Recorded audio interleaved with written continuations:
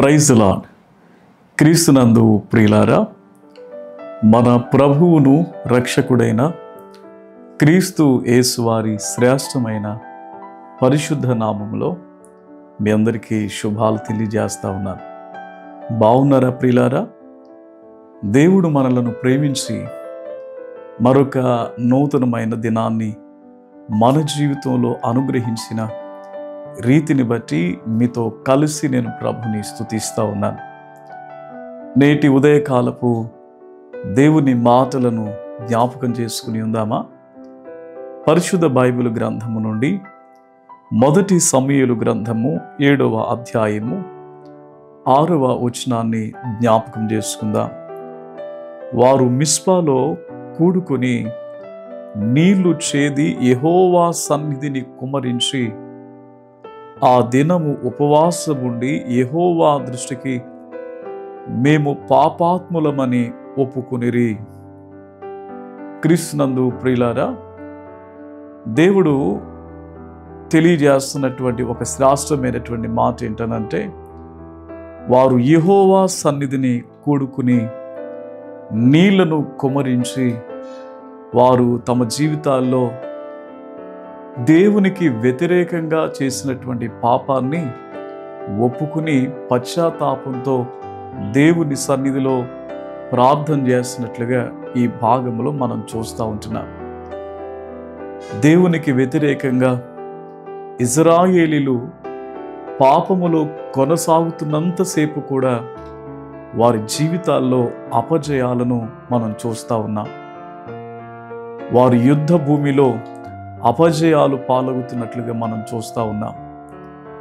ఎప్పుడైతే ప్రియులారా వాళ్ళ హృదయములను దేవుని సన్నిధిలో కుమ్మరించి, వాక్యములో మనం చూస్తే ప్రియులారా, కీర్తనకారుడు 62వ కీర్తన 8వ చరణంలో ఆయన సన్నిధిని మీ హృదయములను కుమ్మరించుడి.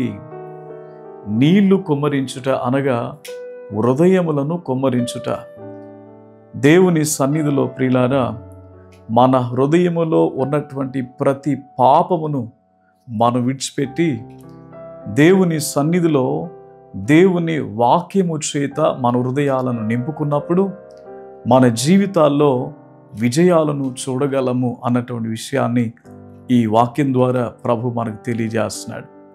ప్రియులారా, ఈ దినాన్న పాపములో నడిపించబడుతూ, పాపములో కొనసాగుతూ, పాపములో జీవిస్తున్నటువంటి మన జీవితాలు అభివృద్ధి లేని జీవితాలుగా ఉంచబడతాయి.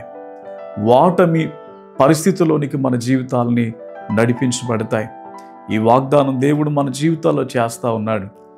నీ హృదయంలో దేవునికి వ్యతిరేకంగా ఉన్నటువంటి ప్రతి పాపాన్ని విడిచిపెట్టి పశ్చాత్తాపంతో గనక నువ్వు ప్రార్థన చేయగలిగితే దేవుడు నీ జీవితంలో గొప్ప కార్యాన్ని జరిగిస్తాడు.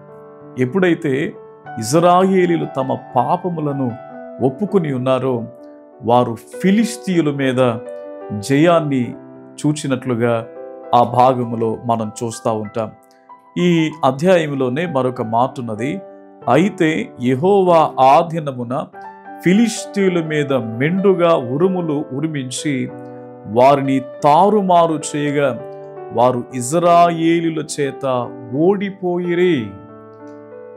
వాటమి పాలులో నడుస్తున్నటువంటి, వాటమి పరిస్థితుల్లో నడుస్తున్నటువంటి ఇజ్రాయేలీలు ఎప్పుడైతే దేవుని ఆశ్రయించి తమ పాపములను ఒప్పుకున్నారో వారి చేతిలో ఫిలిష్తీయులందరూ కూడా వాటమి పాలైనట్లుగా మనం చూస్తూ ఉన్నాం.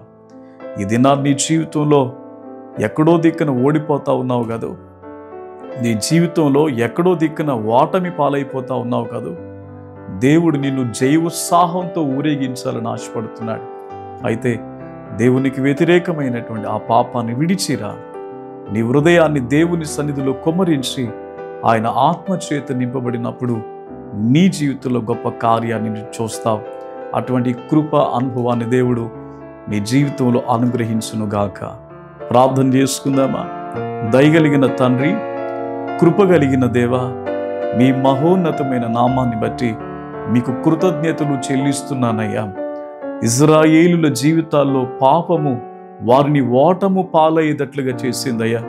ఎప్పుడైతే వారి తప్పును తెలుసుకుని వారి పాపమును బట్టి పశ్చాత్తాపపడి నీళ్లు కుమ్మరించినట్లుగా వాళ్ళ హృదయాలను మీ సన్నిధిలో కుమ్మరించి పశ్చాత్తాపపడ్డారో, ఫిలిష్తీల నుండి ప్రభువా వారిని మీరు రక్షించారు తండ్రి.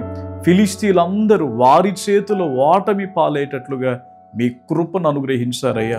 అందును బట్టి మీ నామాన్ని స్తుతిస్తూ ఉన్నాను. ఈ సందేశాన్ని వింటున్నటువంటి నీ బిడ్డల జీవితాల్లో కూడా ధైర్యాన్ని ఇవ్వండి ప్రభువా. వారి జీవితాలను కూడా జయకరమైనటువంటి పరిస్థితులలోనికి మీరు నడిపించమని యేసు నామమున ప్రార్థించి స్తుతించి వేడుకొనుచున్నాము తండ్రి. ఆమెన్.